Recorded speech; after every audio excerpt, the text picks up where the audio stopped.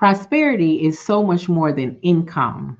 It's peace, purpose, and provision working together in harmony. And today's guest knows exactly what it looks like when life forces you to stop, surrender, and rebuild. Here we go! Nicole Johnson, Nicole Johnson, Nicole Johnson, let's go! And welcome to another episode of Prosperity Conversations. I'm your host, the Nicole Johnson, and today we are diving into type of prosperity that hits deep. Sometimes we gotta take a breath.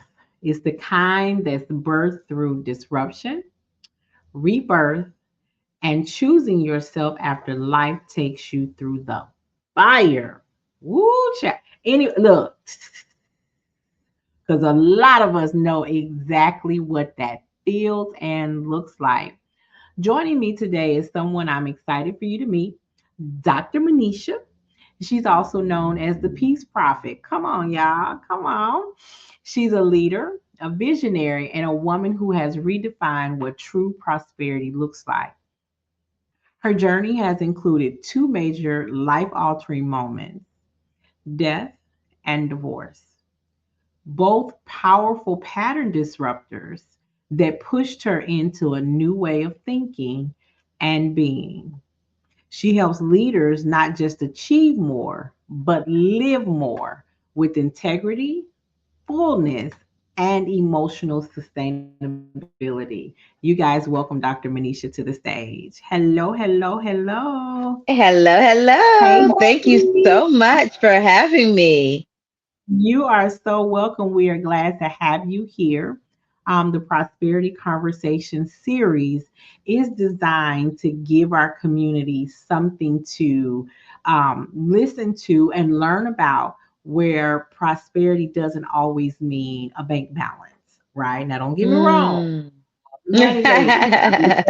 I'll be the first one to tell you and remind you that our life happenings do hit differently when our finances are in order. So don't get it twisted, okay? Absolutely. But prosperity can be viewed and felt in so many different ways. So, Dr. Manisha, I'm going to start where we always start. What does prosperity mean to you? Mm. Um, Prosperity means to me wholeness, harmony in all aspects of leadership. And so I'm always teaching about the 8 domains of leadership. And there's so many different areas in life that you have to make sure that you're prosperous in. So making steady progress, in those areas. I also believe that prosperity is peace, because what good is it to gain the world and lose your soul? you know and so Mhm. being able to be at peace, is really the highest level of prosperity. And because I'm a woman of faith, I really believe that you cannot obtain true peace without presence. And so as long as I have the presence, my income may go up and down in the natural, but as long as I don't get a deficit in this presence, I'm all right. you know So, Yeah, yeah, I that's what agree. it is for me. Yeah, I agree. Not too long ago, federal employees were furloughed, the longest in history, for 42 Mm, days, which means hmm we missed, because I'm a federal employee who felt the sting of that. We're talking 2.5 paychecks. And when it is mm, standard that people are living paycheck to paycheck, a lot of people started to feel the sting of not having a check come in, now not absolutely, having two checks come in, and absolutely. having it rocked some worlds. Let's just say Oh, I that. bet, You absolutely, yes, for sure. know, I want to, when we talked before, and just some of the information I've learned about you and your journey. One of the things that was mentioned was that you've experienced both death and divorce, and they created an internal shift for you. And so, can you talk about what changed in you during that time and how that awakening has helped shape what you do today? Hmm. Sure thing. So the death and the divorce actually happened 60 days from one another. Oh, wow. So, so sometimes certain, I call them pain and pleasure moments, right? Blessings and burdens. You know, it's just life. You can't really have one without the other because it's hard to appreciate the seasons of pleasure without experiencing the pain. So the first part of it, the awakening happened when I got myself to the point where I can see the silver lining and Hmm. really trust that if God is allowing me to go through this, then there's got to be a lesson in this. There's got to be something that He wants me to lean in and receive so that I can be in position for the next level.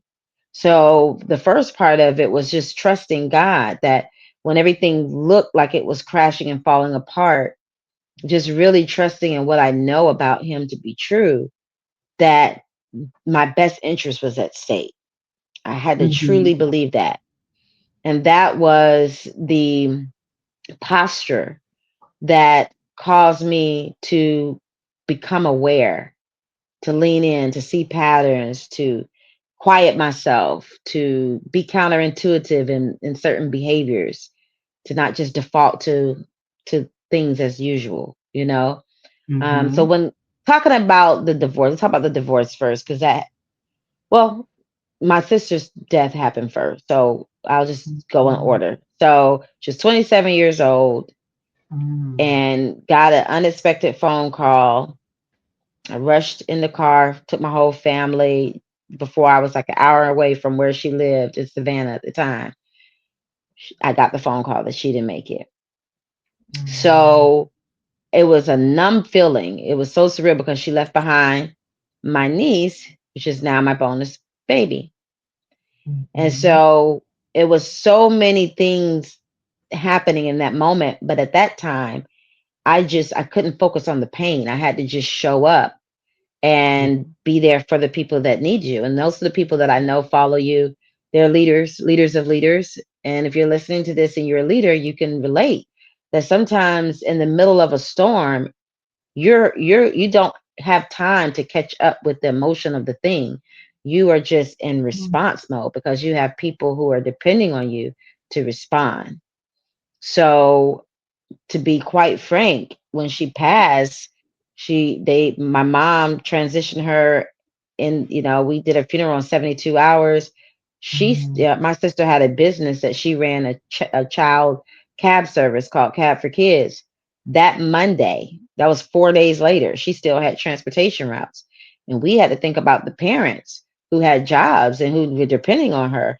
And I knew that my sister would not want us to just drop the business. We need to close that out and bring closure because she had a lot of single moms. And that wasn't a time to, you know, that was a time to serve in the spirit of Hmm. her. So we finished, transporting those kids until the contract was over for about, 30 days. And then I went right from that to running my mom's business until it could sell because she was not in a place to do that. So sometimes what happens as leaders, Nicole, is that we get into this automation cycle in the Hmm. middle of it, right?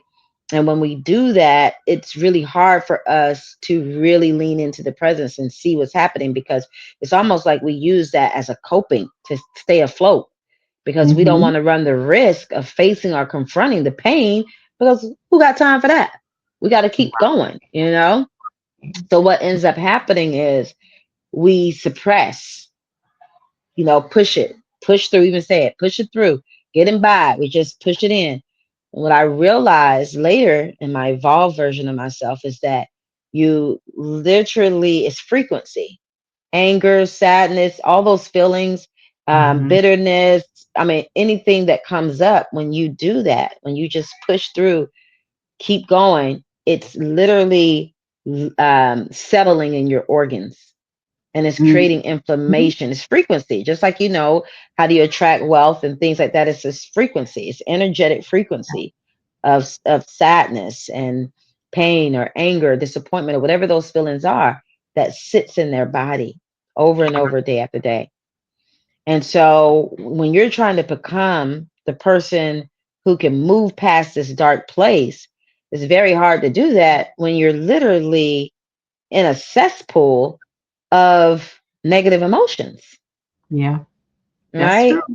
And so that's why I really believe that that question was so powerful, because I believe that people don't talk about that part. So I love that you asked, okay, how did you get from that dark place to the Mhm. light? Because everybody's talking about the light, especially on social media. Everybody's in the light, everybody's posting about the light. But who's talking about the dark and what you had to do to get out of that To dark get place? out of. Yeah, You because know? no, it's in that place, honestly, that makes the difference of and helps to define who's the leader, honestly. Um, and in any scenario, there are going to be leaders, there are going to be followers. And every great leader needs to sometimes be a follower sometimes, right? And Absolutely. so when you have that pain, when you have that moment of, because I always check on a caregiver, always. I'm like Mm, so busy um, checking caring on for everybody everybody else. else. Who's checking on you? I can remember my first paralegal position was in a two-person, two-attorney law firm, and one the owner, he and his best he opened his firm, he hired his best friend, and then he made him a partner. And so Hmm. the owner's wife, they conceived, and they told us, and it was only four of us. It was the two of them and me. So and then her, she worked in the office too. And when they told us, she was only a few weeks out, but she was so excited. But she miscarried. She had a Mm, miscarriage. And when she finally came to the office, of course, we were doting on her. And I looked up and he had left the conference room. And I went to find him and I said, "How are you doing?" He said, "Nobody mm, asked me that." I said, "I know. She may have been carrying, but that's your child too. mm, And so how are you doing? Because you're trying to make sure she's okay. Who's checking to make mm, sure okay?" And that's kind of actually how our culture is, mm, especially for the women. We are mm. the nurturers, we are the caregivers, and sometimes it's to the extreme that we neglect ourselves, right? Absolutely. So Absolutely.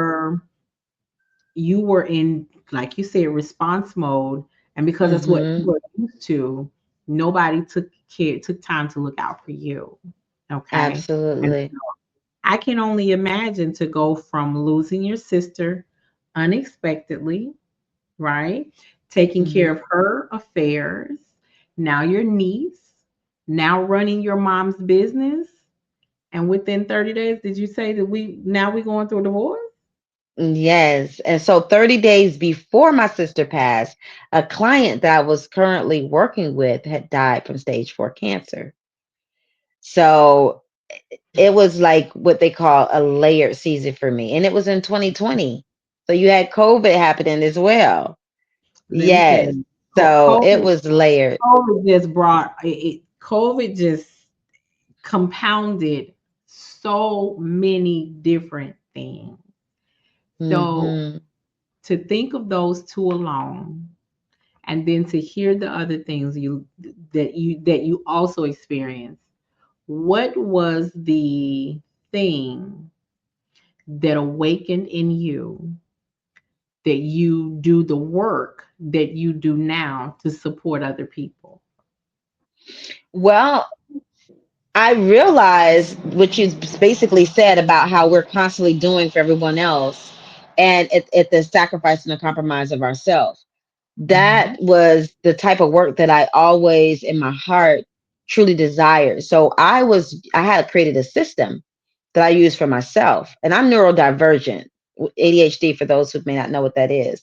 And I found out later, much later in life, through my kids having it.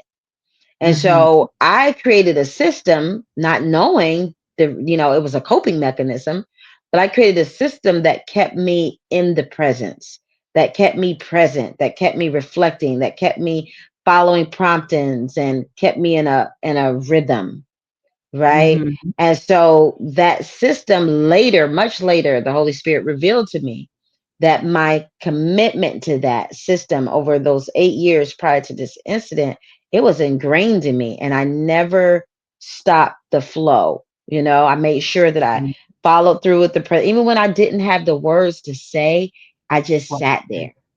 I just sat there, Mhm. and I was committed to posturing myself in the presence Mhm. and doing the things, the small, seemingly insignificant things that mattered the most. And so the thing that just catapulted me was then when I realized that what I was doing actually was my gift to the world, because people started saying to me, "You don't even look like what you're going through. How are you still have joy? Your niece is doing so well in school. She seems happy. How?" It's like people was showing me that there was something unique about my life, because some people didn't even know that I had gotten a divorce until almost a year or so later, or when it was time for me when God put the next husband in. I'm remarried now. They were like, "I didn't even realize you handled it so gracefully. I wasn't on social media venting or doing all, I was just following, staying, because the system keeps you focused, hence the Mhm. ADHD. The system keeps you focused on the things that matter most. And Right. so the thing I realized that what I was doing was actually a part of my life's work. And Mhm. so I was able to just be authentic, because at the time I was a business coach. I wasn't a app developer and doing home and life operations and life and leadership coaching. I wasn't doing any of that. I was doing what I thought people wanted. Mhm. And I mean, Mhm. businesses, women are driving themselves crazy. Their marriages are broken. They're broken, and they're building broken businesses. But that's what they said they wanted. That's what I thought I wanted. That's what we use to cope. We just want to get financially free. That's the golden rail. If I could just get financially free, it's going to solve all my problems. That was the greatest deception. If I could just get financially free, even if that means I can't tuck my kids at night, even if that means I can't pick them up from school, even if that means I can't have intimate relationships with my husband, because I'm grinding, I'm hustling, trying to get this money. So eventually, y'all, I'll be able to come back and get y'all. And we end up building this empire and tearing down our castle. Our Mm. intentions are pure. I watched my mom's dream turn into a drug right before my eyes. We went from sitting at the table eating and grounded to business being among the most successful. I didn't know my parents had made $1 million in assets until I was much older. But the business consumed every part of our life.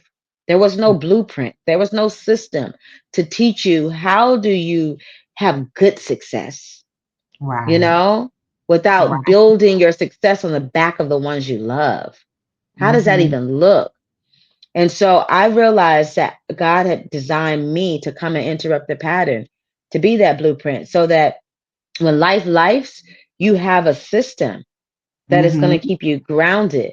And it was in that moment I realized that I wasn't receiving the full abundance that God had for me, because I wasn't in alignment with my authentic self. I was Mm. off. Your prosperity flows when you are in your design, your divine identity, and you are operating in the gifts that you have in the most natural, organic way. It's like it should feel like you're getting paid for being yourself. It should feel almost like easy. Like, is this right? Mhm. I mean, people trying to Right. give me money just for, if it's not feeling like that, that means something's out of alignment.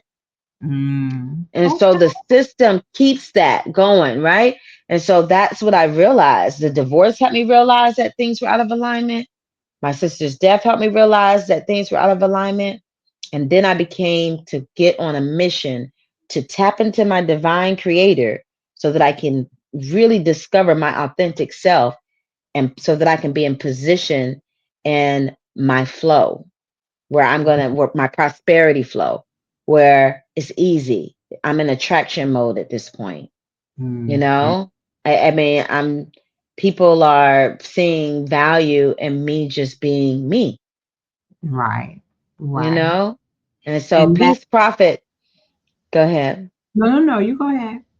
No, I was saying peace profit is just that. It's like it's a pathway to receive profit and the cornerstone of your peace.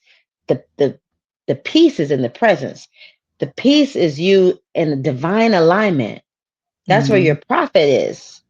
Right. So when you are receiving profits, it shouldn't be a hustle and a grind and a bustle and yes, you have work ethic, right? I'm not speaking against the work ethic, but there is a way. There is a easier, simple, peaceful way to receiving what's already ours.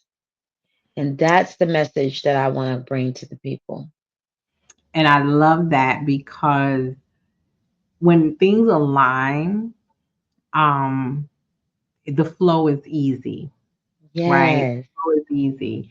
And so when I put out this call for people to participate in the prosperity conversations, and I'm gonna give people the opportunity now to let them know everybody has a story, right? And you want your story heard and told. So the Prosperity Conversations 2025 is still looking for speakers who want to share their story, right? Hmm. Because especially in a time such as this, right? We 42-day uh, furloughed government employees, right? When we were growing up, it was get you a good government job.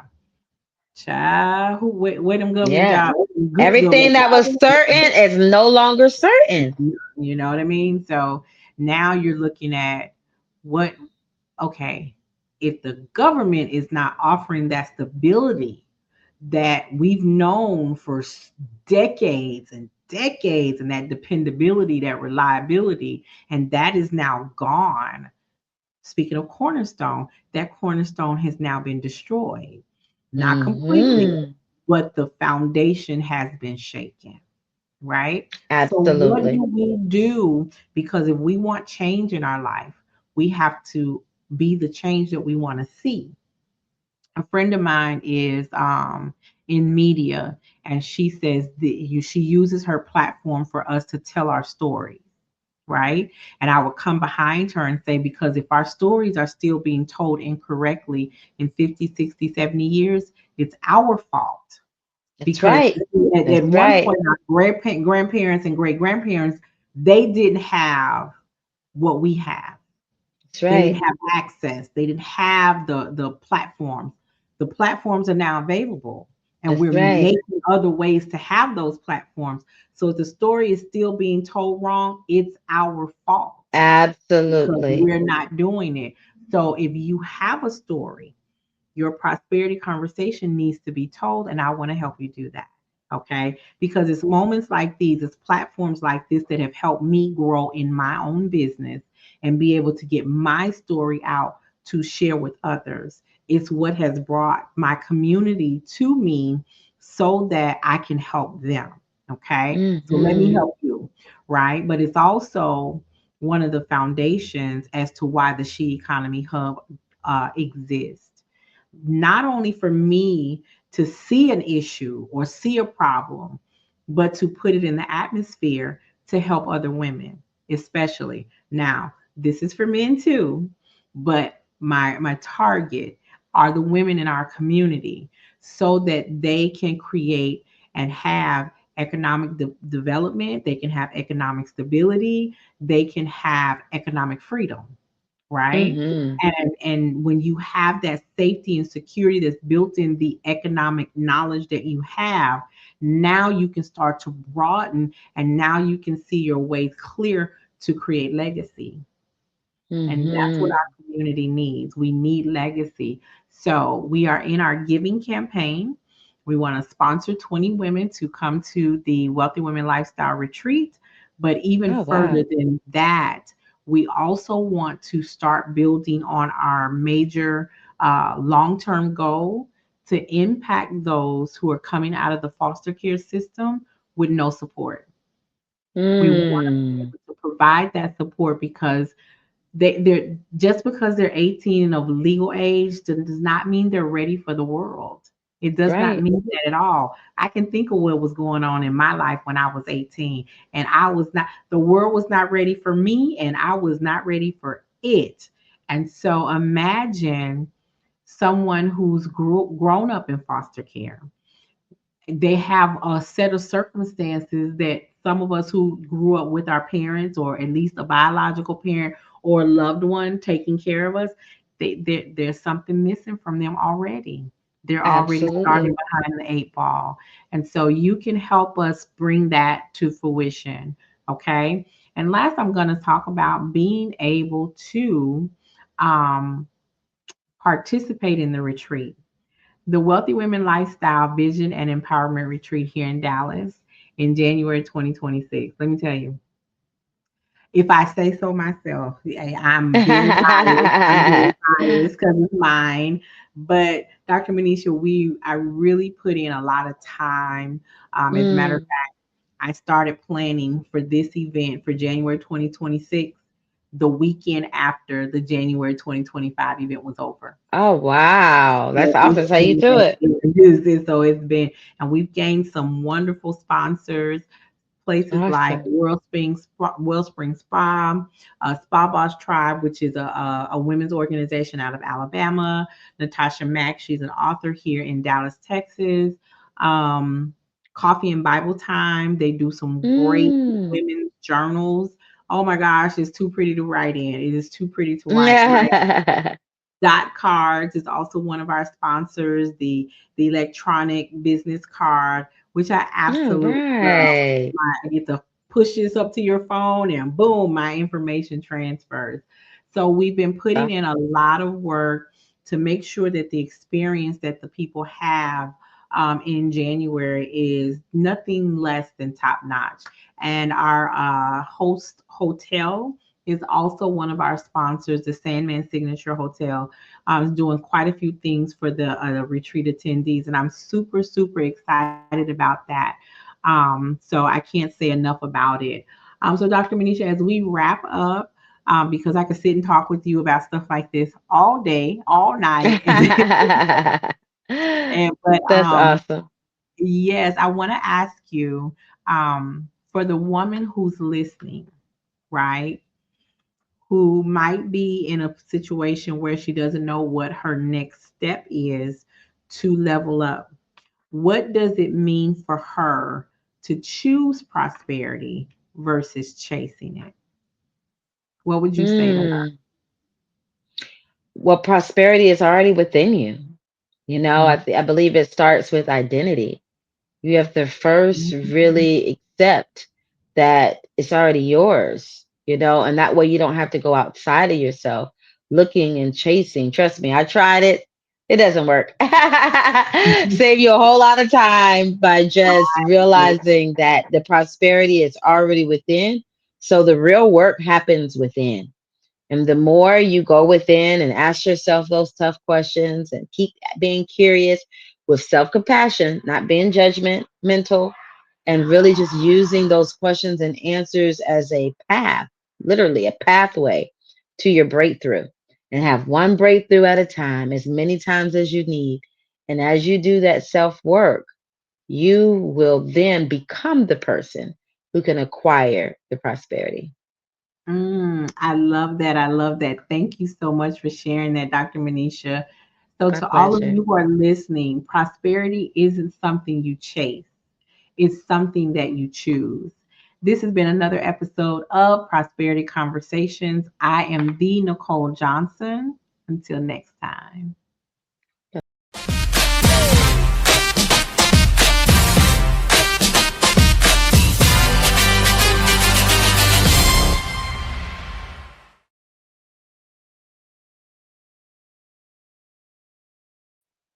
And